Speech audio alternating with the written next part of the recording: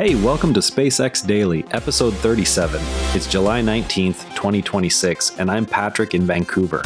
Let's get into today's SpaceX developments. Infrastructure moves in Texas and Louisiana, plus Falcon's 50th California flight of the year, point to concrete steps toward higher launch cadence, while Starship testing continues.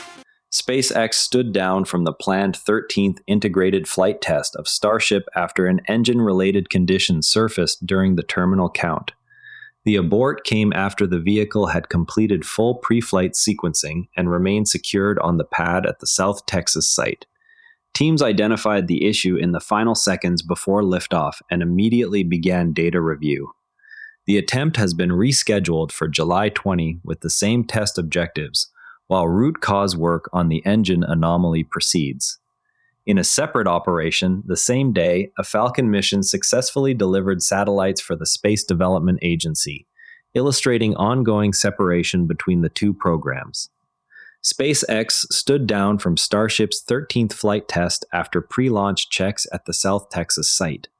The vehicle remained on the pad while teams assessed the issue that appeared in the final moments. This keeps the test campaign on a compressed schedule aimed at gathering flight data quickly. The next attempt will again target the same test objectives. Starship Flight 13 ended in an abort after an engine issue surfaced on the pad. The flight test sequence reached the final seconds before the hold was called. Root cause work on the engine anomaly is now underway ahead of the July 20 retry. The last-second abort of Starship Flight 13 occurred after the vehicle had completed extensive pre-flight sequencing. Reports indicate an engine condition triggered the hold at the South Texas launch site under the current test campaign.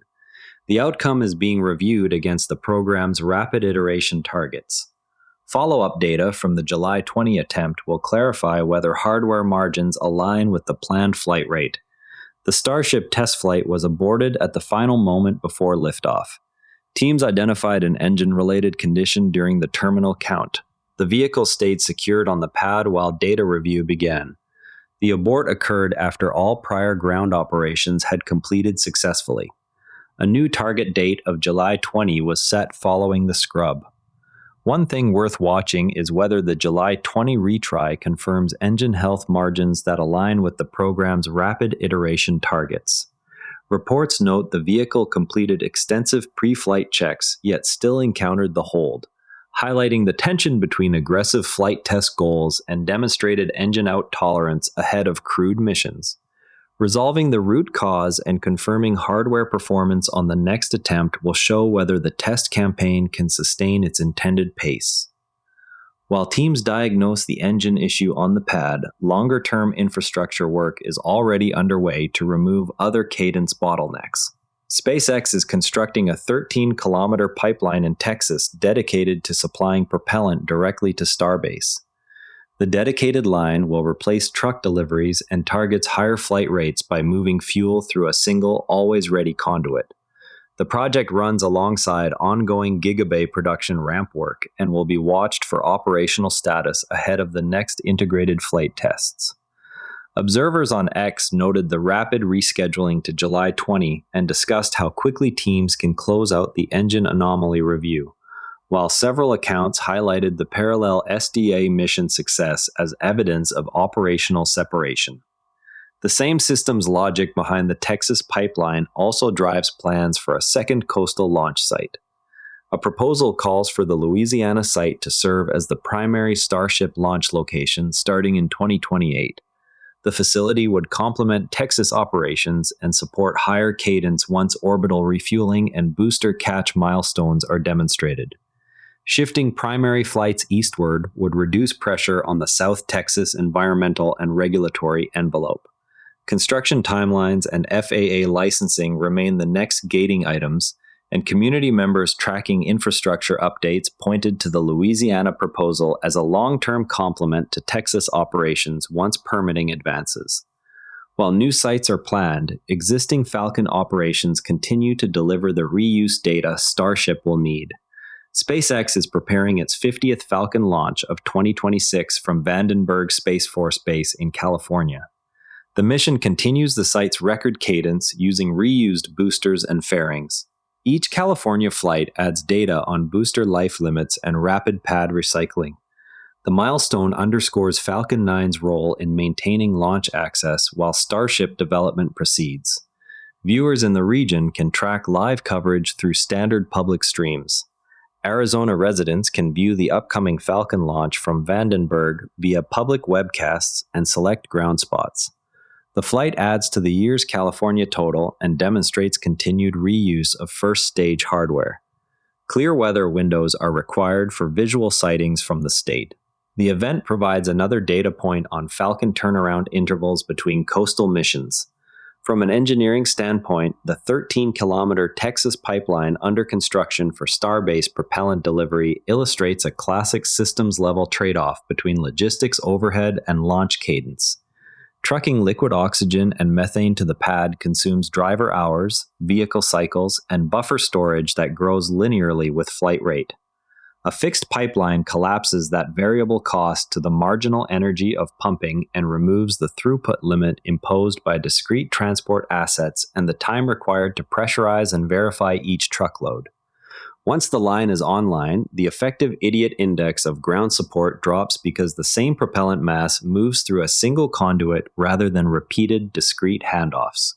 This change directly supports the open question of rapid reuse cadence by shortening the ground turnaround that currently sits between static fire and flight attempts. Next milestones to watch are pressure test results and integration with the existing tank farm controls.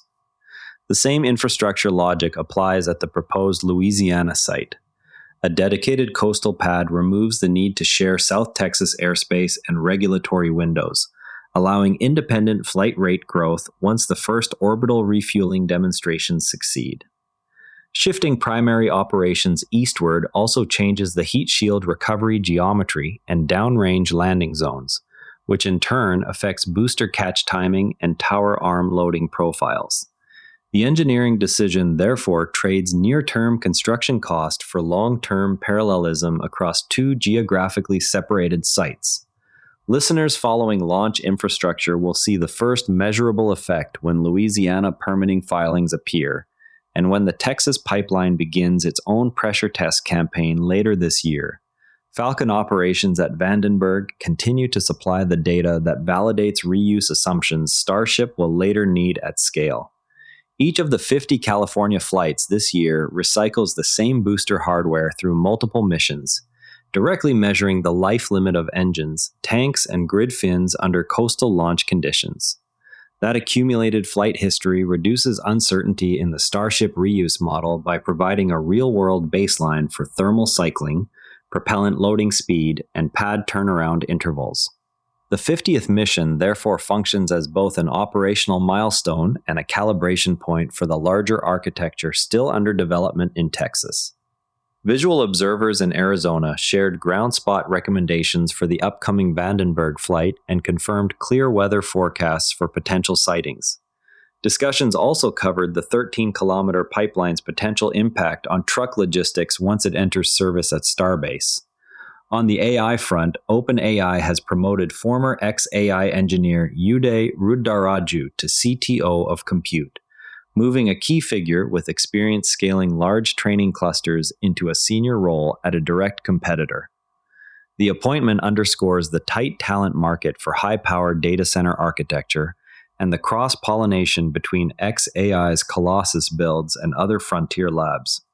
Ruddaraju's prior work on xAI infrastructure provides context for how power and networking decisions at one site can influence industry-wide approaches, though no direct SpaceX hardware tie-in is reported in the move. And a quick market note. SPCX is trading at $123.99, down 2.4%. Before we go, watch for pressure test results on the new Texas pipeline and the first Louisiana permitting filings later this year. That's your SpaceX news for today. If the show saves you time, a rating or review on Apple Podcasts or Spotify genuinely helps new listeners find it. I'm Patrick in Vancouver. Thanks for listening. See you tomorrow. One more thing. If you liked today's episode, our sister show First Principles Daily is worth a spot in your feed. Reasoning from raw materials, not analogy, on the breakthroughs that actually cut cost. It's one of the NARA Network's daily briefings, all free at naranetwork.com. Following the long arcs, story trackers on naranetwork.com follow major programs across episodes: Tesla, SpaceX, AI, space science, and more. This episode used AI voice synthesis of my voice. Editorial selection and analysis are my own.